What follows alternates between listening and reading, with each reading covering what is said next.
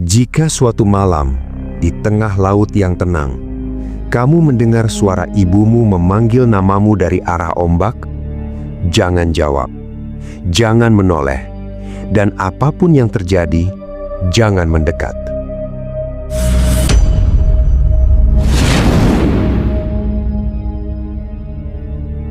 Di ujung barat Afrika, ada sebuah pulau kecil yang tampak biasa. Tak ada gunung tinggi, tak ada hutan lebat. Namun selama lebih dari 1000 tahun, para pelaut sepakat pada satu hal. Pulau ini tidak pernah kosong. Namanya Mogador, dan banyak yang percaya bukan manusia yang menjaganya. Di lepas pantai Maroko, tak jauh dari kota Essaouira, ombak Atlantik menghantam karang dengan suara yang tidak biasa. Bukan sekadar debur air. Para nelayan tua mengatakan, laut di sekitar Mogador bernafas. Pada siang hari, pulau ini terlihat seperti batu mati. Namun saat matahari tenggelam, air di sekitarnya berubah warna. Gelap, pekat, seolah ada bayangan besar bergerak tepat di bawah permukaan. Sejak berabad-abad, ada aturan tak tertulis di Essaouira. Jangan dekati Mogador setelah matahari terbenam. Tidak ada denda, tidak ada hukuman. Hanya mereka yang melanggar seringkali tidak kembali. Dalam manuskrip Islam abad ke-10, ahli geografi Al-Mas'udi menyebut wilayah ini sebagai tempat arwah penjaga laut. Bukan arwah manusia, tetapi makhluk non-manusia, Afarit al-Bahr, jin laut.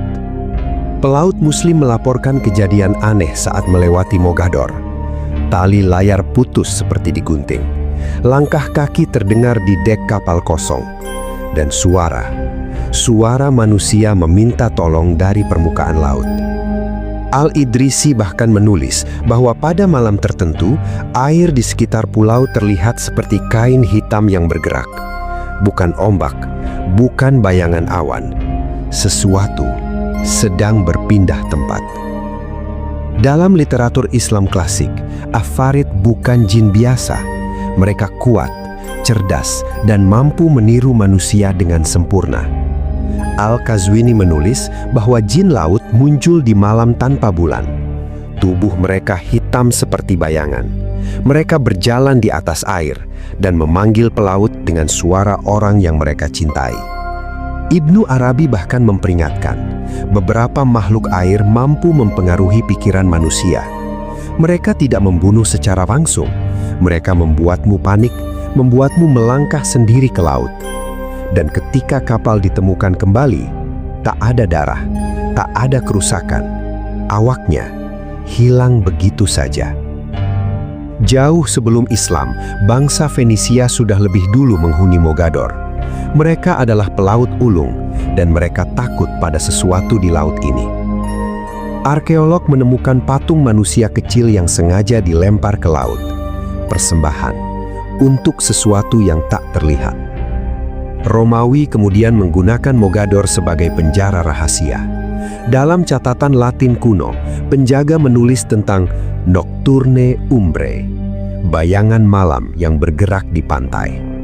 Para penjaga enggan bertugas setelah gelap. Pulau ini selalu digunakan untuk hal-hal ekstrim. Tahun 1701, kapal Prancis La Belle Étoile mengirim pesan terakhir. Air di bawah kami berubah warna. 5 menit kemudian, kapal itu lenyap. Pada abad ke-19, patroli militer melaporkan bayangan raksasa sepanjang 30 meter bergerak di bawah air. Nelayan melihat tangan hitam muncul dari laut. Jari-jari terlalu panjang untuk manusia. Dan yang paling menyeramkan, semua saksi dari abad ke-10 hingga modern menggambarkan hal yang hampir sama. Bayangan, suara manusia, malam tanpa bulan. Tahun 1912, seorang nelayan muda menepi ke Mogador saat malam. Perahunya ditemukan keesokan hari, kosong, basah oleh air asin, dengan bau busuk yang bukan berasal dari laut. penduduk lokal berkata, itu tanda perahunya sudah disentuh penghuni Mogador. Hingga hari ini, tidak ada yang berani bermalam di pulau itu. Bukan karena hukum, tapi karena ingatan kolektif tentang mereka yang hilang. Mungkin Mogador hanyalah pulau berbatu. Mungkin semua ini kebetulan.